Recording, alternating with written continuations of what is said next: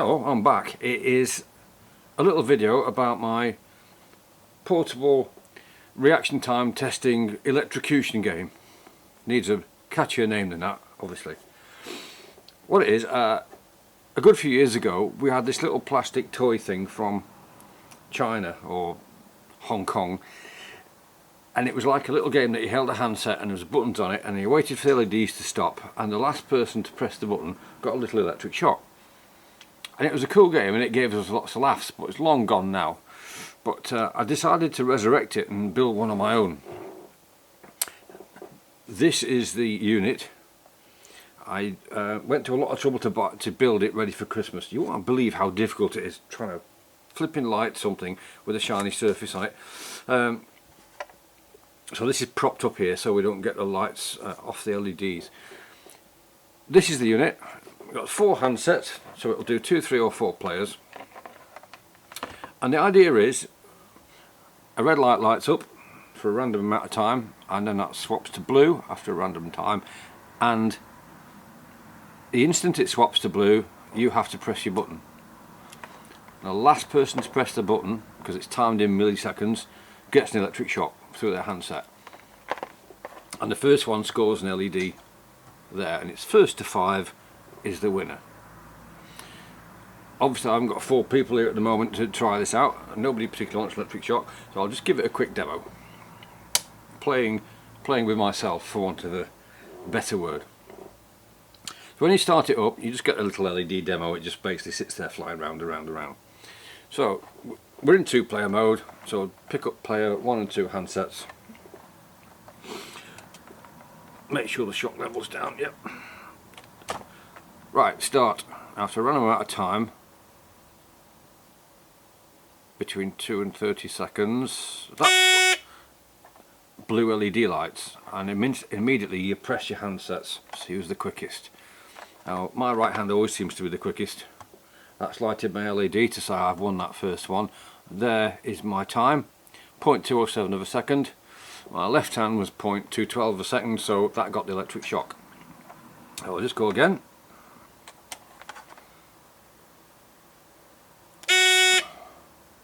Right hand was quicker again, so I've now scored 2, 0.234, 2.24, so this hand won again. Try again. Oh, this hand won again, but you get the idea anyway.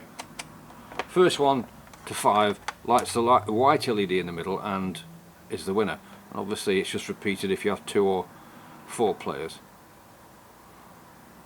I'll be a bit longer delay this time. Ow, felt a shock then as well. One more game. We nearly won on player 1. Sorry, player 2.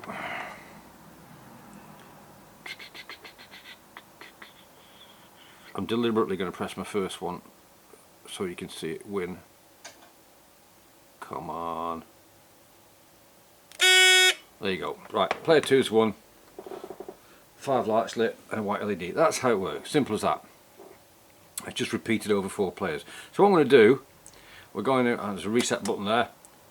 I'm going to take you through how it works, how it's built, how the circuits work, and whether you might want to build one, because they are good fun. I mean, what could be more fun than electrocuting friends and relations at Christmas or any other time of the year? First of all, the case is just 2 sheets of Perspex from the DIY store, cut out to the same size, with nuts and bolts through them to space them. So there's no sides in this thing. I hate building boxes for things, it's a right pain. So it's just 2 sheets of Perspex, does the job perfectly well. 4 displays in there, standard eBay displays. So I'll take a break now and we'll get the paperwork out and I'll show you how this thing works. Okay then, how does this thing work? Well, there are various circuits at play in here, nothing particularly complicated, all powered by an Arduino. The handsets, this is a diagram of the handset. It's literally a normally open button which comes through to the Arduino as an input. The shock wires, which are interwoven copper wires, so if you place your hand across there you're always bridging out at least 2 wires. So just by, there's no easy way of holding it without exposing yourself to a shock, and 4 bright blue, super bright LEDs in there, which also light up at the same time as you get a shock, just to add to the effect. These are PVC water pipe. That's a standard 15mm stainless steel button. This is security cable, not fire alarm, intruder alarm cable. It's very important if you're going to build one of these, get this sort of cable. It's stranded, it's super flexible. Don't use Cat5 or telephone wire because it will snap off inside. It's a solid core. Get this stranded stuff and it'll last forever. That's the handset, quite a simple build, bit of PVC water pipe. So inside your handset you've got the button that we press on the end, you've got your shock wires there, and you've got the 4 blue LEDs and the resistor. That's all that's in there. So we've got 6 cores going back in this 6-core security alarm cable. That's the handset. Nothing going on there of particular interest. High voltage. I've got it here somewhere. High voltage, not that high voltage, but shock circuit. The shock circuit. First of all, the shock circuit had to be super safe. It had to be variable between just about perceptible and painful. That's it really. Yeah, had to be variable and to be super safe. So this is the circuit for it. Quite a simple circuit, because I don't believe in using additional hardware when I can use the Arduino to do work for me. There's a small mains transformer in there, only a tiny one out of an old-fashioned type of phone charger, the type that used a proper mains transformer rather than the more common switch mode transformers you see today. So it's a little iron core transformer, probably a couple of watts of power throughput. We're not even using it anywhere near its normal power, but it's a small 240 to 12 volt transformer. We're using it in reverse, and the circuit is 12 volts through the transformer, through a tip 122. That's a Darlington transistor, so it's actually 2 transistors inside there, but we'll draw it as one. Darlington transistor to ground. So the circuit is basically 12 volt coil switched to ground, and it's switched to ground by a pin from the Arduino using a 50 cycles, 50 hertz square wave. Now that's generated in the code. Again, you could have used a 555 timer in here. You could have used a multi-vibrator with, or you could have used a different transformer with feedback coil. There's various ways you could do it, but keeping the component count down, just do it from the Arduino. You've got software to do this sort of thing. You don't need to put extra hardware in. And the feed to this is literally a 317 variable voltage regulator. So we got 12 volts in. We have a potentiometer here which is marked up shock intensity, and that feeds the circuit. So the circuit can be powered by about around 1.2 to 12 volts. So literally moving that pot up and down varies the output of this. That's the shock circuit, dead simple. 12 volts in, spiky voltage of about 40 to 50 volts, which is enough to give you a wrap across the knuckles. The important thing about this is it is a floating supply, which means when I hold one of these, this voltage here isn't attempting to get back through my body to ground. It's not attempting to get back through my body to another hand. It's attempting to get from that wire to that wire. So there's no reason for it to enter the body at all. It's a similar thing to a stun gun with the 2 prongs. The power just wants to go from one prong to the other, so it doesn't go around the rest of the body. So this is a localized shock through your fingers. It doesn't go anywhere else. So that again, along with the very low power level, makes it a very, very safe way of giving you a little shock. Okay, we'll move along. Right, next bit, getting that shock to the 4 players. That's done again very simply. I thought about using high voltage transistors and various weird ways of doing it, but you can't beat good old-fashioned methods. I've used 4 relays. There are 4 12 volt relays on that board, and they just switch the shock output to the person getting the shock. Arduino pin, so to get a shock, the Arduino pin livens up the pin for that person to get a shock, closes the relay, so 12 volts closes the relay from the 5 volts into that buffer chip. That then closes the high voltage, not particularly high voltage, but the shock circuit out to player 1. And at the same time, the Arduino also sends a square wave into the shock output coil to deliver the shock down the wire. So So it's simple as that. 4 relays, 4 contacts and 4 buffers to the ULN 2003A chip from the Arduino. Again, the rest is done in code. God, birds are noisy today. Another great thing about this is the shock circuit is completely galvanically isolated from the rest of the circuit. When I say galvanically isolated, there is no connections in the shock circuit anywhere. This is an example. I've highlighted this to show you one shock going out, which is pin going high on the Arduino, which pulls down that on that buffer chip, which energizes that 12-volt relay, which then switches the shock output through the contact to player 1. So that's an example of it. But just going back to the galvanic isolation, there's no point anywhere where this shock output meets other wires or other connections on the low voltage side. So that's important, because spiky generations from this sort of thing, from shock output, can upset electronics and crash Arduinos. So galvanically isolated, that's not going to be a problem. So that's the great thing about a relay. It's completely separate switching side from the contacts. So that is the shock send to player circuit, for want of a better description. The next mildly interesting circuit in this is for the LEDs in the centre. There are 20 LEDs in this cross, and they have a dual purpose of flashing around just for the fun when it's sitting there, and also clocking up people's scores. 20 LEDs would normally require 20 digital pins of your Arduino, but we don't have 20 digital pins free because they're doing all kinds of other stuff. So we use a matrix arrangement where we use 9 pins to do the job of 20, lighting 20 LEDs. I use 2 buffer chips to do that.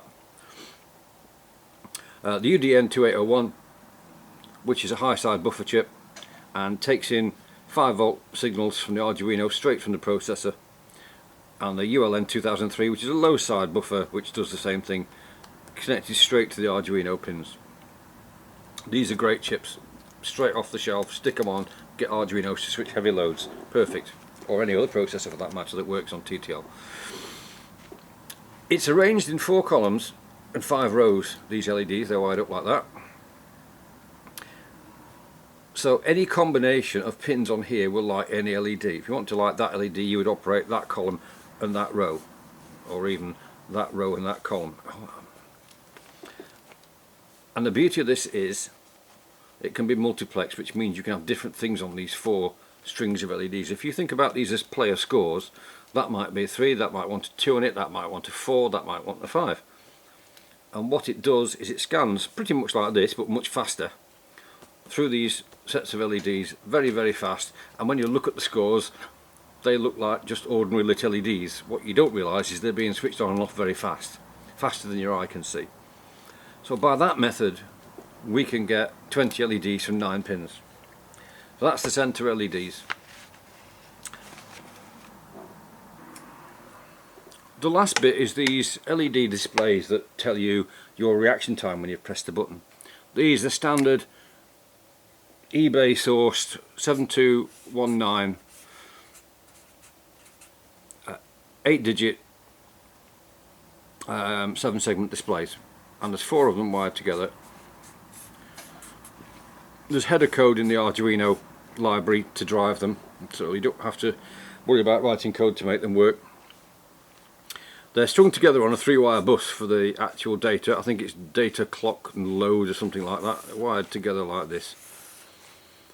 Now the important thing, these have also got 5 volts terminals at each end. Don't wire the 5 volts in and out of these things, because the 5 volts starts off here, it becomes 4.5 there, at the end of that one it becomes 3 and it becomes 2.5, and you have a nightmare, and your LEDs start doing strange things. So the way to do it, take the 5 volts from them all together and put them onto a 5 volt regulator there, or your other 5 volt source. Don't come off the Arduino because you'll be pulling too much current out of it. There's a separate 5 volt regulator in here which is mounted down there, which does all the 5 volt duties, taking them off the regulator, so you don't have to have your Arduino sitting there getting hot, powering all kinds of stuff. So just to recap on that, it's 3 wires all the way through from your Arduino. Data, clock and load, I'm fairly sure, and you can take that in and out of them all in one string. You display number from 0, 1, 2, 3 in the software, but make sure you take a separate 5 volts to them in this method here. Otherwise, I mean, you can see the wire going across to that one there. Otherwise you'll have all kinds of weird things happening with them, and you're scratching your head and wondering why you're trying to put numbers on them not appearing on there. And that's all it is. It's because these modules are not getting enough voltage, because by the time the 5 volts has got across all these PCB tracks, your last two are getting about 2.5 volts. So that is your 4 LEDs on there. So the last thing we're going to talk about is I'll show you a schematic for the whole thing. It looks a bit daunting at first. You've got your Arduino Mega in the middle. I put little arrows on here just to say whether these are inputs or outputs. This is the whole thing. You've got your 4 shock relays driven by that chip from the Arduino. That same chip also drives the main red and blue LEDs for your responses on your game, tell you when to press the buttons. It drives a 12 volt buzzer, which also, the buzzer goes out at the same time as the shock just for effect. So that chip's responsible for your 4 shocks.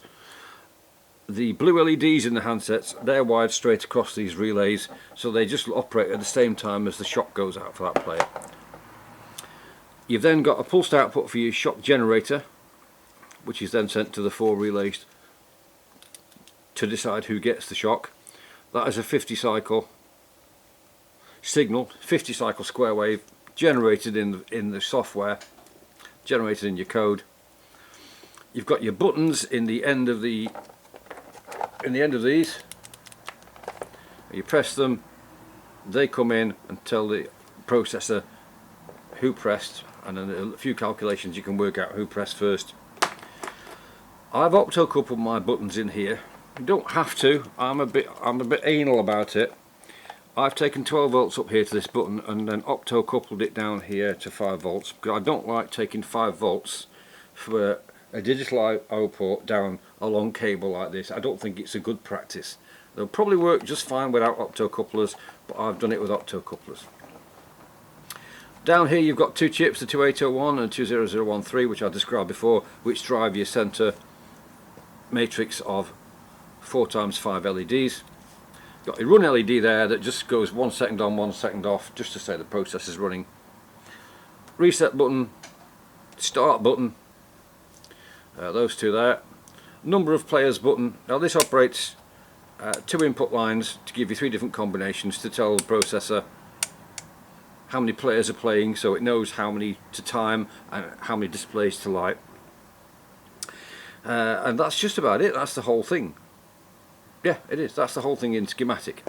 So it's basically lots of little circuits doing different jobs, but you break it down and build it one chunk at a time, like I did. I think I started in pretty much the order that I've shown you it.